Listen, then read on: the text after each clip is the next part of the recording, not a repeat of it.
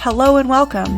I am Dr. Lara May, a clinical pharmacist specializing in functional medicine, as well as a certified yoga teacher and Reiki master. I run a truly integrative health coaching practice encompassing functional medicine lab testing, yoga and meditation, and a sprinkling of Reiki energy medicine.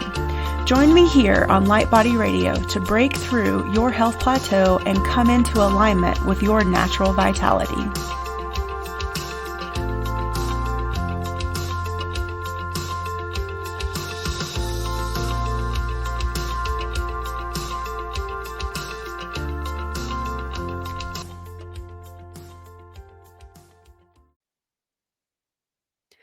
Hello and welcome to Light Body Radio. I'm your host, Dr. Lara May, and today we have with us Cynthia Brace. She is a whole health and lifestyle coach for motivated people.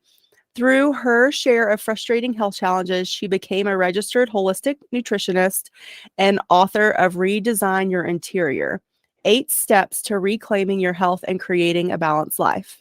She believes that focusing on your lifestyle is your hidden superpower to be healthier and happier and no diet required.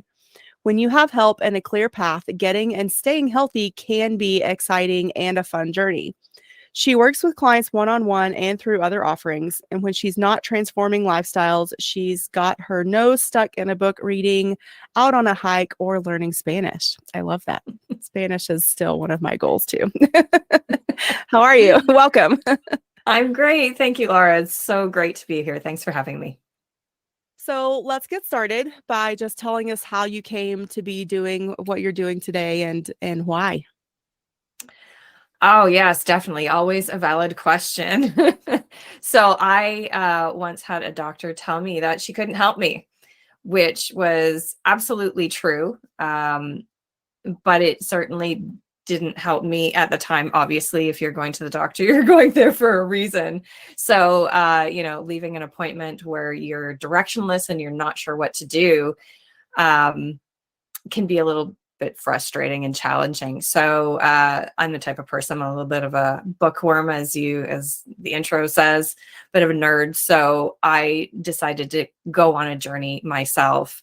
So I started to read, obviously, everything I could, health and wellness, mindset related. I took classes at the Naturopathic College. I took Reiki, I took reflexology, and changed my life, changed my lifestyle. And by the time I got into training to be a holistic nutritionist, the symptoms I went to the doctor for, the thing that she couldn't help me with, which was hypoglycemia, not fun to have symptoms like that all the time, certain dizziness you don't want. But by the time I got into training to be a holistic nutritionist, those symptoms were pretty much non-existent. As were my asthma and allergies, which I had, for many years, I had actually been hospitalized for asthma before, and to not be, on medications for those, at a certain point was life transforming for me. And that's why I continued my journey, because I had a different career at the time. I was doing all this stuff, and that's why I changed careers to become a whole health and lifestyle coach, because I saw in myself what lifestyle and mindset can do to change your life, change your health, change your wellness. And, myself and clients, I see the difference, and that's my passion. That's why I do what I do. Yeah, I think so. We spend lots and lots of time just in our culture in general talking about food. Good food, bad food, healthy food, inflammatory food, all the different things. And food is an integral ingredient, no pun intended, to the equation of health and wellness. That's what most of our main goal is. Like, the reason we do anything is because we want to feel better while doing it, as Abraham Hicks likes to say. So yeah, I think one of the things that's harder than actually changing food, and changing food can be really hard for a lot of people, especially specific foods. Like, in general, it might be easy to, quote, eat cleaner. But if we get down to the nitty gritty ingredients, like in my practice, I do food sensitivity testing. So when I show someone that that test result and it says, no more dairy. I've had people on the verge of tears, and I can't blame them, because when I figured out that for myself too, I was like, no, I love cheese. What am I going to do without cheese? I would feel better, actually. So, but it's the Yeah. lifestyle piece, is my long-winded way of saying that the lifestyle, I think, is actually probably more challenging in some ways than the food, because it's something I think that until we really start to evaluate with intention and Mhm. consciousness, we're really unaware of what does that even mean for us? What is our lifestyle, Yeah, absolutely. And, I have clients who come to me with those food sensitivity tests and say, I don't know what to eat, help me. So I can totally relate to that. And absolutely, it is a challenge. And that's where we kind of start with mindset. And that's why, we're talking about your mind is the most powerful tool for your health, because you have to start somewhere, right? Lifestyle includes so many different things: what you're eating, are you exercising? How are you bringing joy to your life? How are you managing stress? And your mindset. So it includes all of these things. And I think people forget about that. What am I thinking? What's going on in my head portion? And that's kind of where we run into challenges. So I like to define what kind of mindset is. I like to, look it up. Mindset is a set of beliefs that shape how you make sense of the world and yourself, right? So that's pretty powerful. So it's a set of beliefs that shape how you make sense of the world and yourself. That's right. So it's an established set of attitudes, Mhm. and your mindset influences how you think, feel, and behave in any given situation, right? Mhm. So making your mindset and what you're thinking and believing a part of the process and making changes is is definitely a really big part of the equation.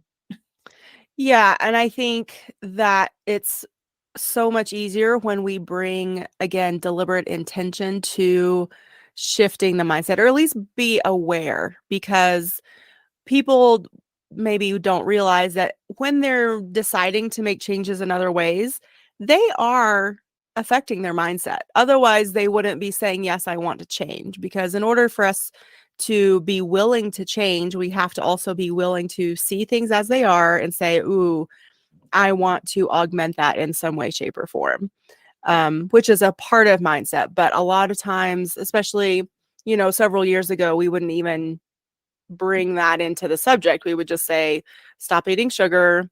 It's your willpower, and, blah, blah, blah.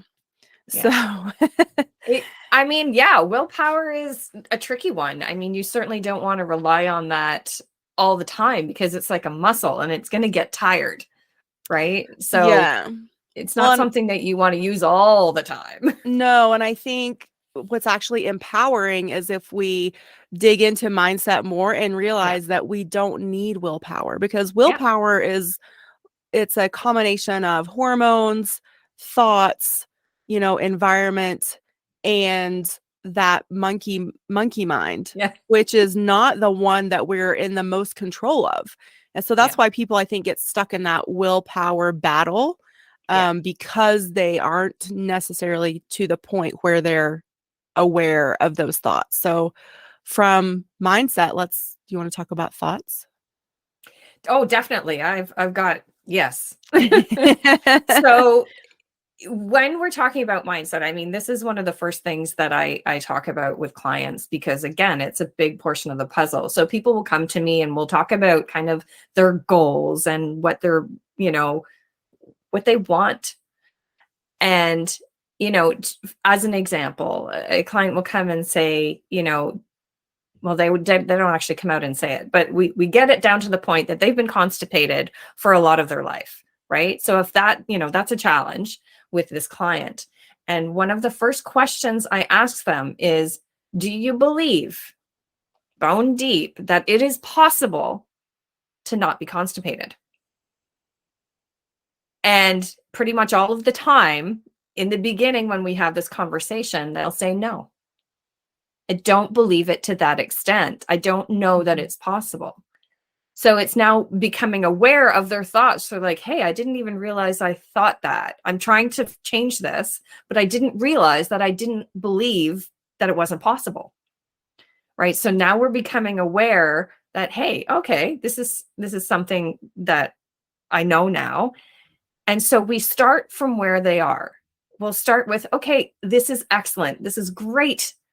Don't be upset about this. Let's start from where you are. Do you believe that it might be possible? That it's a glimmer of hope, that it might be possible that, down the road, you might not be constipated. And they're like, yeah, I can get on board with that.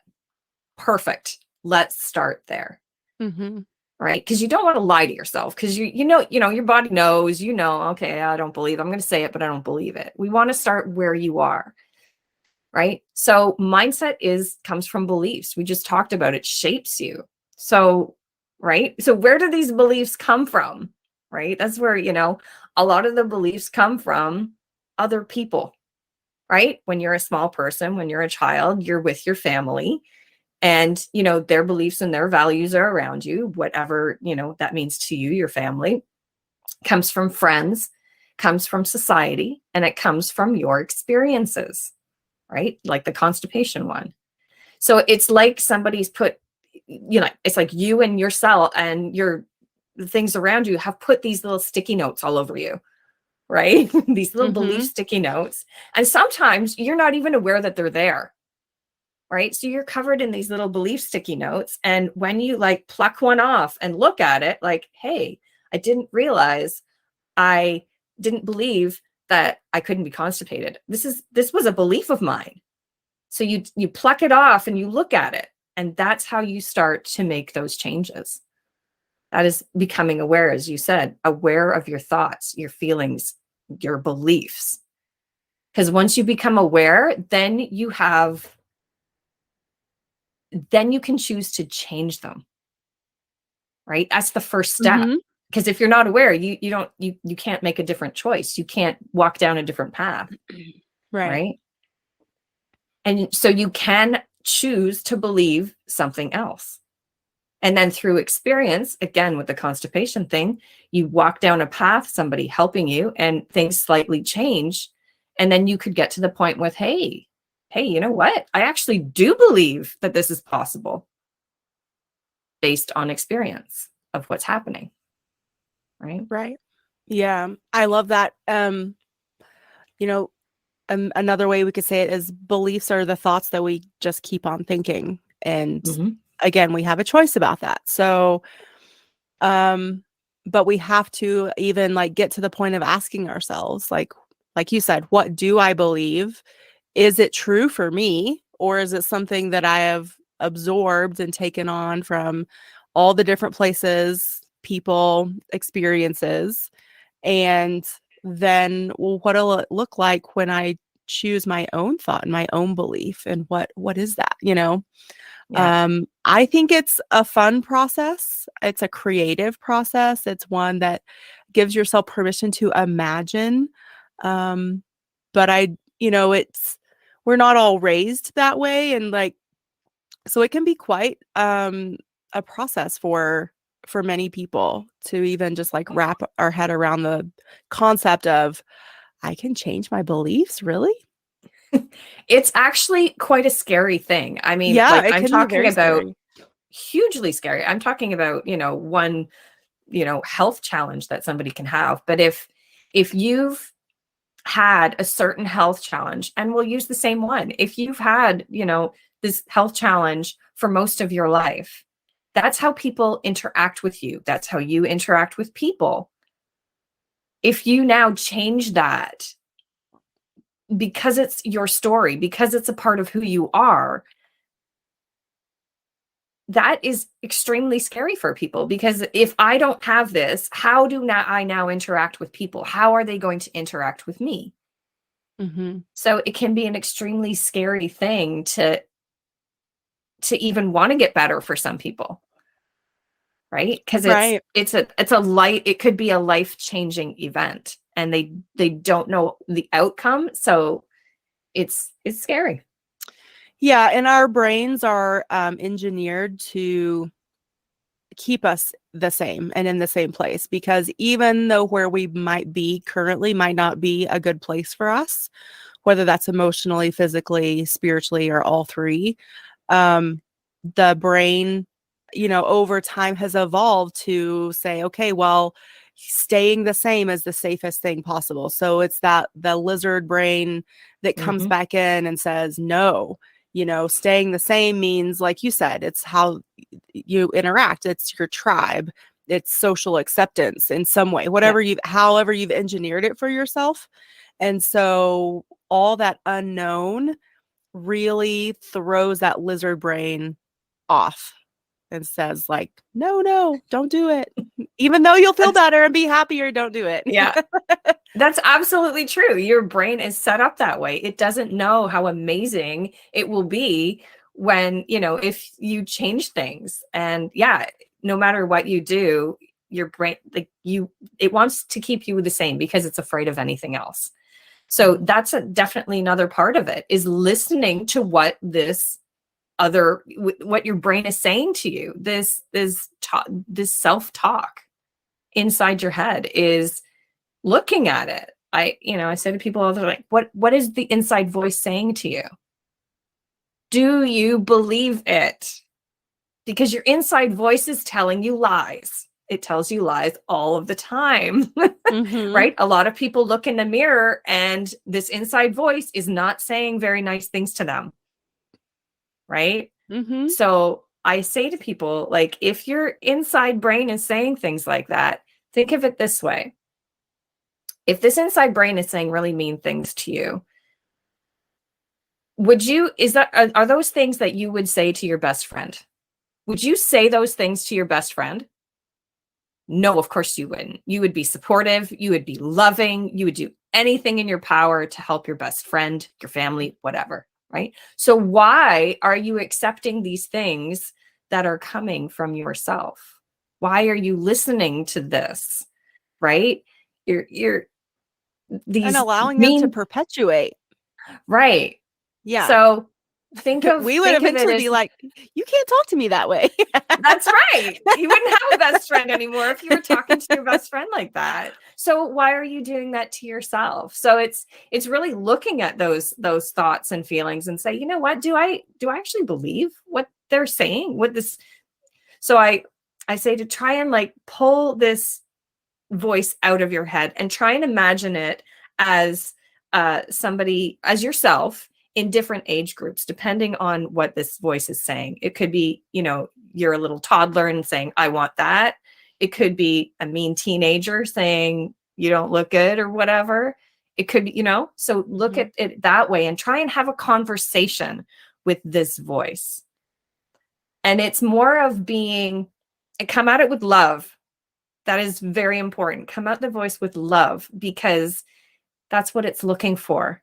Love and acceptance. And it doesn't want to be afraid, Mm-hmm. right? So love, acceptance, and it's okay. We got this, right? And seeing it as something a little bit separate from you kind of helps to have those. It's like, how would you talk to a toddler? How would you talk to that teenager in a loving way? That's how you talk to that inner voice, to kind of change those beliefs about, what's happening inside about yourself. And I love to talk about Dr. Emoto did this water study. Mm-hmm. Yeah, I think look it up, everybody. It's absolutely amazing. We're made up of almost like 70% water. And he did this study of, he put bad feelings on the water and looked at it under a microscope, good feelings, looked at it under a microscope. And obviously the bad ones didn't look so good, and the good ones looked like beautiful snowflakes. So our thoughts and our feelings affect us physiologically. They affect our bodies. So Mm-hmm. we want to look at those thoughts and feelings. Yeah, and you haven't put it in this way, but I think what I'm hearing that will also be a happy end result of this is that it's a practice in cultivating self-love, Mhm. which is, That's exactly right. so important. So That's important. exactly right. Because I'm a believer that when every decision we make is a reflection of where we are in the self-love spectrum. And so again, when people have challenges keeping consistent with a certain choice of change that they want to make, my first question is, well, what is it that's so why? Why is it hard for you? What are you thinking about it that's making it Mhm. hard? And what if I asked you if you loved yourself enough to keep saying yes to yourself? What would that look like? What do you think when I say that? Like, Yeah. because for a lot of people, that's like such a foreign concept. Like, what do you mean? If I love myself or not, then I will or won't do it. It's like, well, if you said your problem was hypoglycemia, which is low blood sugar, Yeah. I work with a lot of diabetic patients, and one of the big struggles is too much sugar. But Yeah. there's a whole addiction pathway in that. So we won't go Mhm. there. But just from the self-love aspect is if I told you, that you would, go into kidney failure, struggle with blindness, possibly have something amputated and chronic infection, those are all the scary things.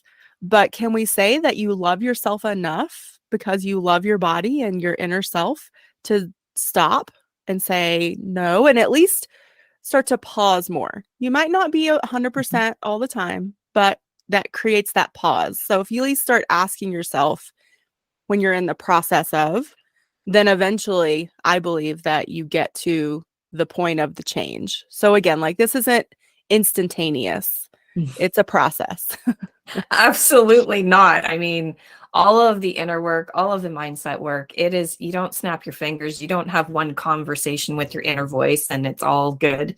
It is definitely a process. And it does start with that awareness, daily awareness. Like, as you say, you're diabetic uh, people. It's like, oh, I'm about to do this again because it's my habit, because I have this craving, hold on, I'm going to stop because now I'm aware of it. And I'm going to Mhm. now make a conscious choice. Whether it's yes or no, at least it's a conscious choice instead Right. of an unconscious one. And that's where it gets exciting, because once you're aware, then you can kind of make this choice. You can actually have the conversation in your head. Am I making this choice and am I not? And it's not to, again, feel bad about yourself or anything. It's more of just, oh, this is very interesting that this is happening, right? Right. That's the awareness part. It's don't be mean about it to yourself. It's more of interesting. Come at it with an inquisitive way. And, then you can kind of move forward and, okay, this is interesting. How do I now change this? Right? Yeah. Well, even the process of beating up on ourselves is something we learned along the way. That's not a natural inclination, I don't think. I don't know if that's actually been studied, but I'm going to go out on a limb and say the process of beating up on ourselves for something is something we learn. Either, we see others do it, or it has been done to us, and so then we Yeah. just repeat it because we think that's how it's supposed to unfold, or or whatever. Yeah. So do you have like a daily approach or like a daily exercise to help start shifting this or cultivating this awareness? There's a lot of different tools that you can do. Again, it's starting to become aware. So you can do that by doing, like, I know meditation is a hard one for a lot of people, but I will bring it up because it doesn't have to be like, you don't have to go to a mountaintop. It doesn't have to be this big thing. You can do it for 5 minutes, and there are free apps that you can do it with. And they even have guided ones on intention. Hmm. So, like, what is my intention? It's my intention to be nice to myself. It's, my intention to be aware of my thoughts. It's my intention to, think of my beliefs. Um, it's using your mind to be happier, to do things that you enjoy. So, self-love and self-care are, not putting yourself last, which so many people do, it happens Mhm. to all of us, who are nurturers. You have to consciously say, you know what, my health is important. And if I choose to focus on my health, then I'm available and I can be more for everyone else, for my family and at work. I can be more, focused and aware and happy. Right. So focusing on yourself is not selfish. Obviously, we're not going to drop everything to do that. That's not the No, point. but yeah, you're right. It's about, again, like making choices that, while from some part of our society might be labeled selfish, Mhm. most of us go through this life so overstretched, overdrawn energetically and physically, and we are resentful and angry. And again, most of us don't realize it until at some point, we we have maybe a family dynamic is deteriorating, or a relationship, or even a job, and or maybe a friend is kind enough to say, I've noticed that you're angrier on more days than you're not. And why is that? It's because we're not paying ourselves any attention, or enough attention. So I think, making those choices for ourselves is an act of service. Yeah, It's an act of absolutely. service for all of those around us and the world. So, there's a difference between making those healthy choices for ourselves and, being a Being narcissist. Absolutely. And not only does it affect all of those things, it can eventually affect our health, Oh, because absolutely. Yeah. you're angry and you're stressed and you're not taking care of yourself. And that's where you start to run into problems, Mhm. other than people noticing that you're not a happy person. Right. So it's finding, I'll change that word. It's making the time for yourself, because you do have time. Mhm. Everyone has time. It's a choice. Your schedule is entirely up to you. Yes, if you have kids, and like, I'm not saying that you're dropping all of that stuff, but everyone can find some time for their health and wellness, because it is the most important thing. If you don't have that, right? What do you Yeah. have? And I would say, even for those busy moms out there that don't that feel pulled in a million directions and maybe feel like they don't have enough support, Yeah. that's where my first challenge for you would be, is find some support. Whether it's, you know, um, an older kid in the neighborhood that can watch your kids while you go to the gym or go for a walk or have a little bit of alone time. Whether it's a family member or a friend, or an after school program. There's a Yes. million creative ways to help yourself feel supported, that will carve out some time that will become so valuable for you. And again, your Yeah. family will appreciate you for it.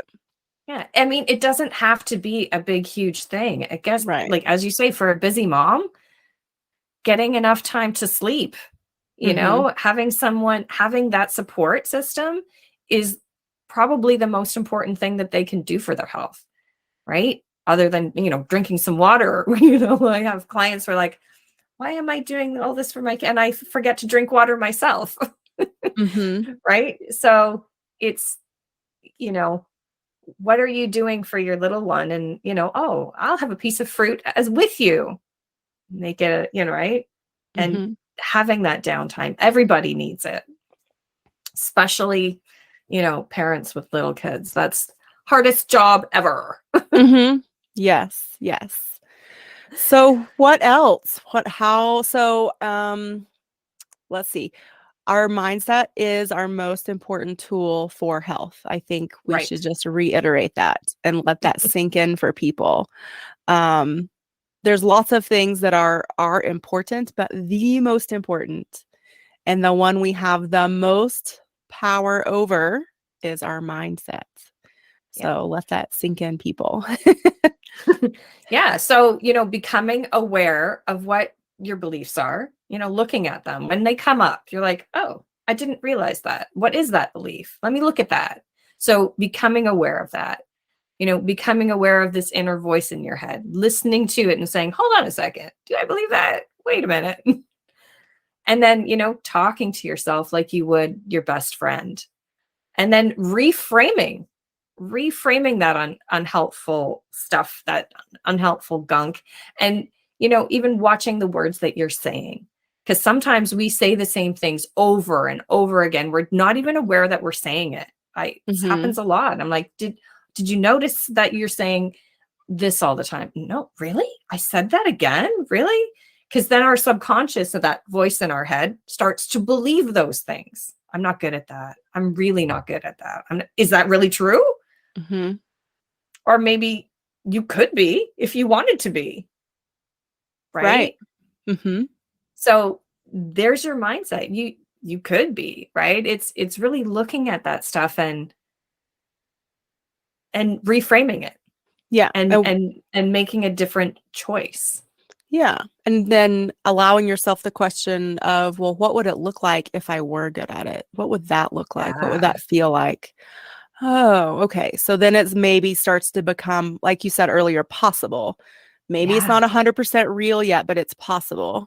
And the universe wants to help you. So if we go a little woo-woo here, the law of attraction is, it will, once you open yourself to that possibility, then the universe will start bringing you evidence, because that's your new vibration. And so it will match that vibration. So, and then the more we believe, the more evidence we get. So that goes in the positive way and the not so positive way. So remember that too. Like if your world right now is like, well, I have evidence that blah, blah, blah is the truth for me, even though I don't like it, then that's where we need to start. Like you said, we start where you are.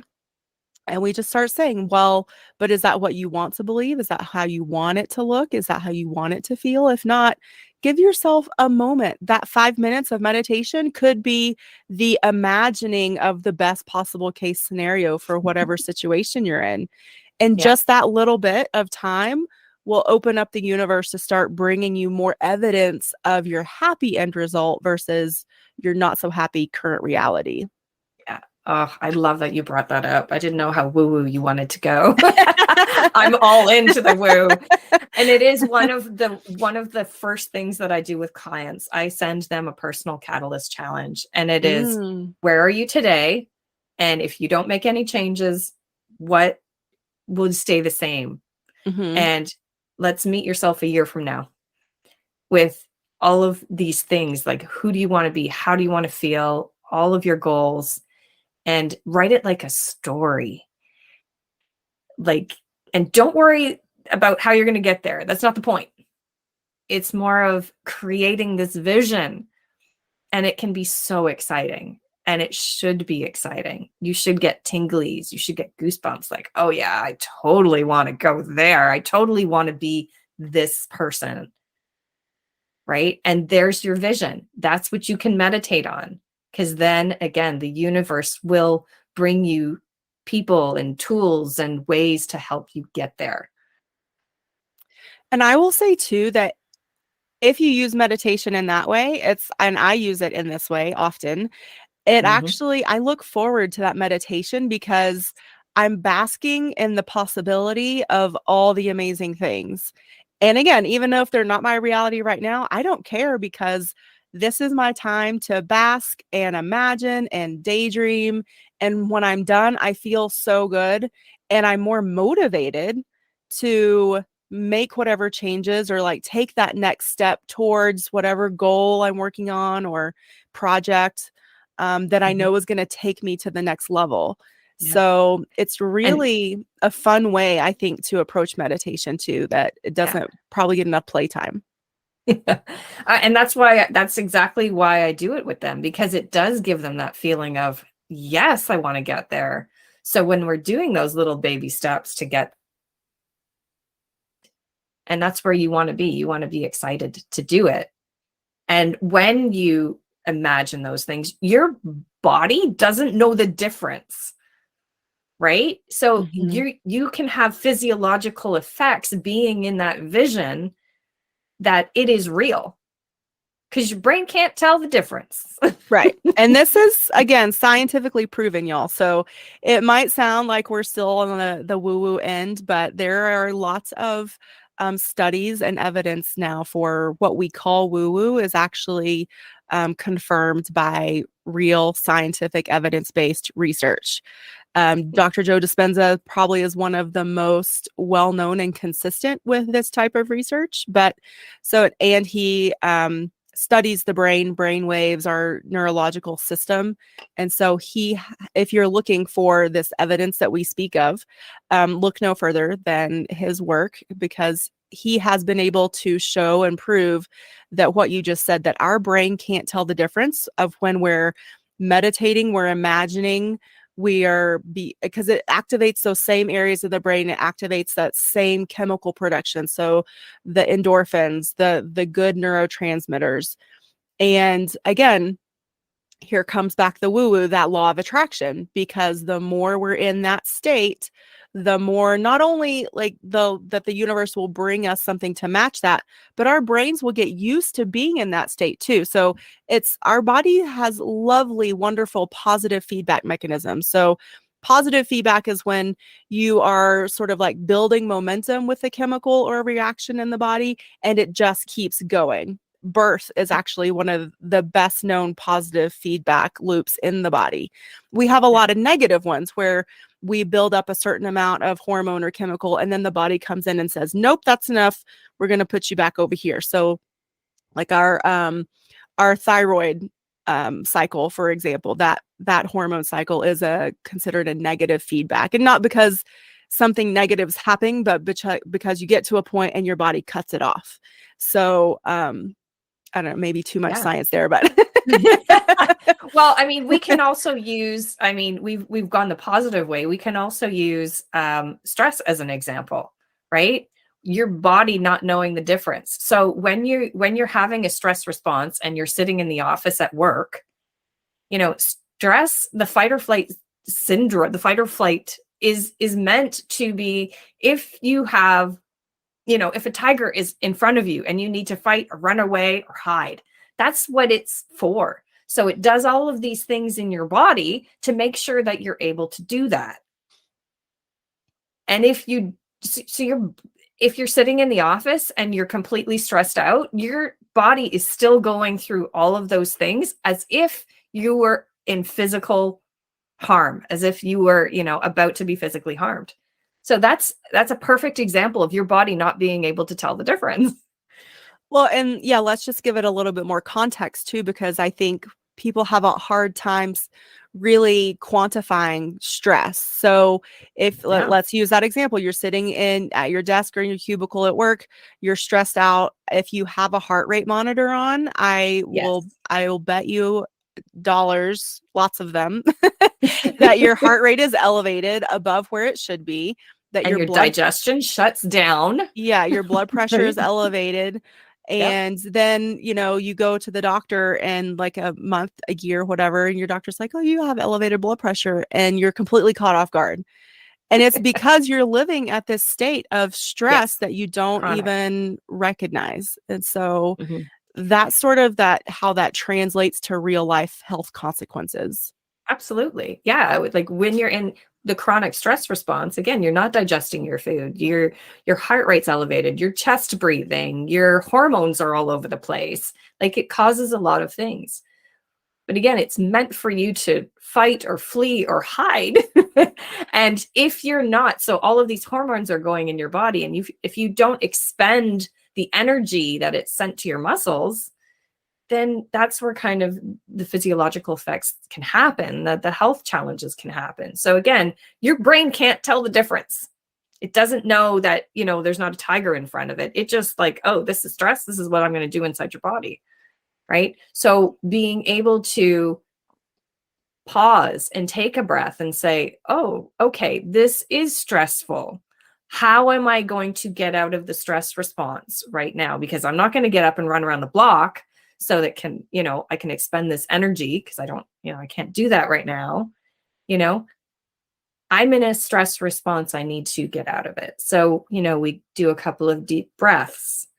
We can pause for a minute, close your eyes for a minute, like go outside for a minute, right? It's becoming aware. Again, I am now in the stress response. I'm aware of this and I don't want to be. How do I come out of it? Mm-hmm. Right? Because again, and once you come out, your brain's like, awesome, this is great. This is so much better. I'm not, my shoulders aren't clenched and I'm breathing properly. And because a lot of people eat when they're stressed out, they're shoveling it in and going as fast as they can. And I was like, hold on a second. What you just put in there is not going to get, you're not going to get the nutrients out. No, you Because got it's going to go right dopamine, through. but you didn't get nutrients. So Exactly. yeah. So like again, fight or flight, we have epinephrine, norepinephrine, and a little bit of dopamine. Dopamine's the feel-good chemical of the brain. Norepi and epi are the stress response. Yeah. And they naturally raise our heart rate and blood pressure. So this is something that again, and then I think it's also important to just state that our brain is an organ inside of our body, but is not where our consciousness lives. Right. And so our consciousness is that ability we have as humans to make an intentional and deliberate decision. So our brain, like you said, is just responding to the epi, norepi, and the dopamine. But then when you're shoveling the food in, even if you're doing it unconsciously, you're doing that because you know unconsciously that you will get dopamine from that and you will feel better. So this, again, you're responding to the chemicals in your brain, whether you realize it or not, but you have this amazing thing called consciousness because you're a human and not, a different kind of ape. Yeah, exactly. So use that to your advantage and, at least give yourself, start with the pause. Like we said before, start with the The pause. awareness. And try to stop judging yourself and beating up on yourself. Yeah. Just celebrate when you find yourself in the pause, give yourself props for that. And then the next time, hopefully you find yourself in the pause and then you make a different choice or you stop what you're doing. And you progress from there. Yeah. With gentleness.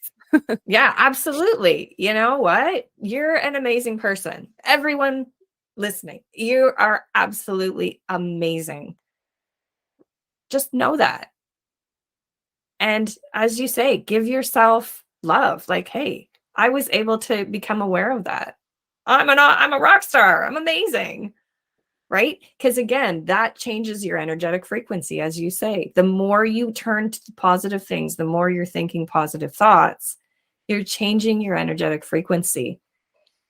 And you're happier when you do that as you move up that scale. So yeah, becoming aware and just giving yourself those happy feelings, giving yourself grace. Mm-hmm. Yes. One of the tools that I really like a lot and I use with my clients is the thought download. And again, just taking 5, maybe even 10 minutes to write down everything that's in your brain. And wow, can you really get an intimate look at what is running through that head of yours? If you just, amazing. But then I love it because it's on paper, I can see it. And then we can go through and say, is that a belief or a thought I want to continue to think? Is this true for me? Okay, great. If it's not, great, let's just go ahead and cross it off and say bye-bye to that one. If it's something that, like you said, you started with the example of constipation.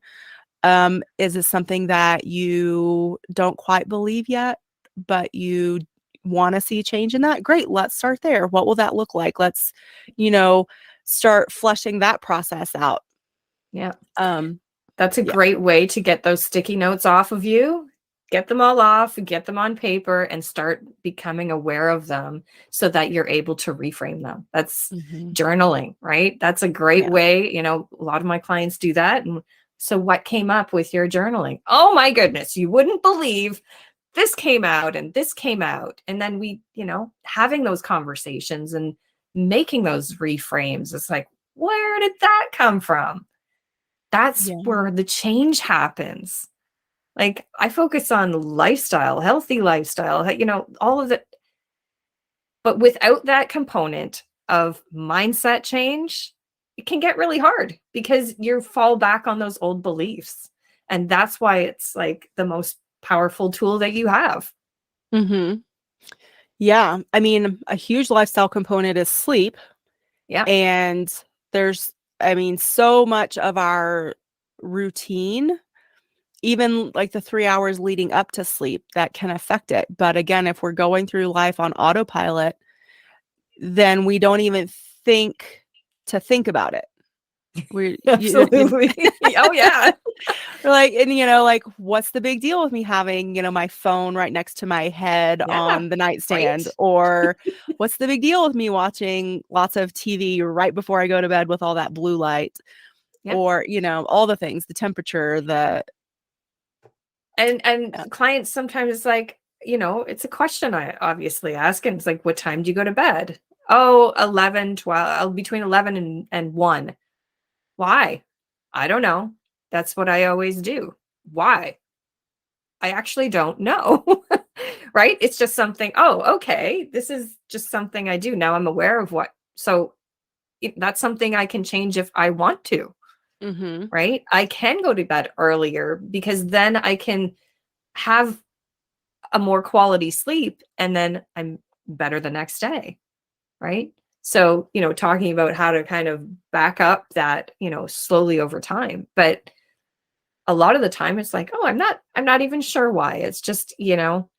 just what I do. Right? Awareness is Yeah. Or right. how we identify as a morning person or a night person. Exactly. And I can tell you, for the longest time, I was not a morning person. And I worked graveyards for almost a decade. So Wow. those two things just reinforced that whole mantra. Yeah. But eventually I got off the graveyard and I needed to become a morning person. And I didn't want to hate life and be miserable every morning just because of what time of the day it was. That seems silly. Yeah. So I decided to change that. So I started getting intentional with what time I wanted to wake up in order to do my meditation and work out before work. Okay, works up backwards. What time does that mean I need to go to bed? Okay, just like, in some ways you have to Absolutely. maybe plan backwards, but the ultimate Absolutely.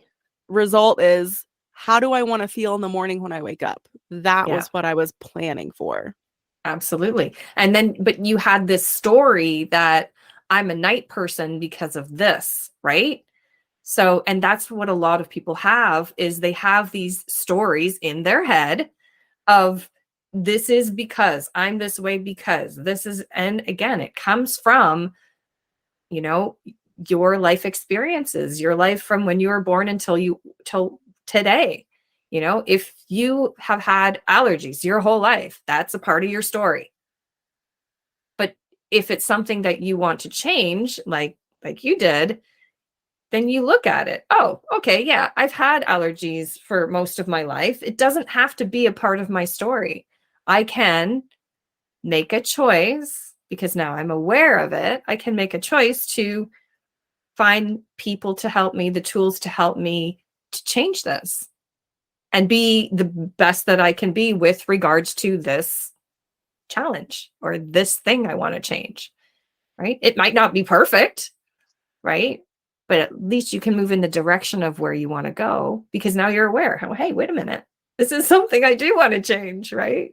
It's like sleeping. Yeah. I do want to go to bed earlier. Yeah. Okay. Now I'm aware of it. How do I do it? Do I get help? Back up, know what time I want to go to bed, right? So again, it's this awareness, like, wow, I don't want to be on autopilot anymore, right? As you said, most of us walk through life on autopilot. It's day after day, and it's pretty much the same thing. Our subconscious is in control, and because our conscious mind, it's a lot of work for it to be like awake all the time. So that's why we have unconscious processes like brushing our teeth and taking a shower. Like, we've done those things a million times. We don't need to be fully conscious to do that. But in Even order to make driving. Ooh. even driving, right? Yeah. But in order to make change, and this is why it's so hard, one of the reasons is because you have to be conscious to do it. And to do that, it has to be in front of you all the time. So if it's something that you do want to change, I would say, sticky notes and just becoming aware and listening to the same things. So you're talking about Joe Dispenza, like if you want to be in that world and listen more about it, it's, listening to those podcasts and reading those books. And the more that you're in that frequency, in those thoughts, the more your subconscious changes. And that's really what we want to get into. It's like a computer. You want to get into that operating system, as Joe Dispenza talks about as well. Get into the operating system, because once you change that to healthier habits and healthier things, then you can put the healthy stuff on autopilot. And that's when it becomes so much easier. That's really where you're trying to get into. Yes. Yes. Fantastic. So tell everyone where they can find you. Absolutely. You can get me at cynthiabrace.com, CYNTHIABRACE.com.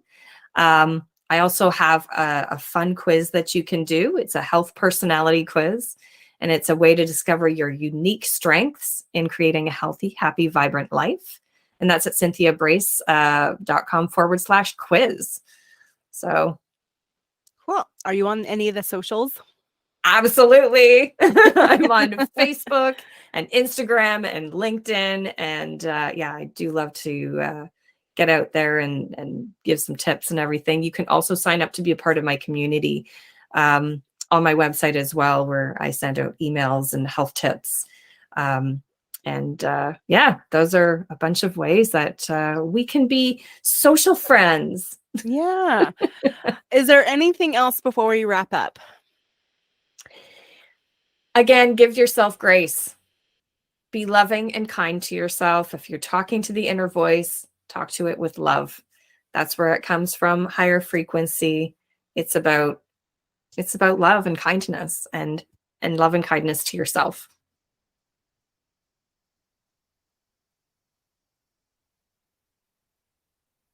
I can't hear you. I can't hear you. I have myself on mute. I was just saying thank you, Cynthia.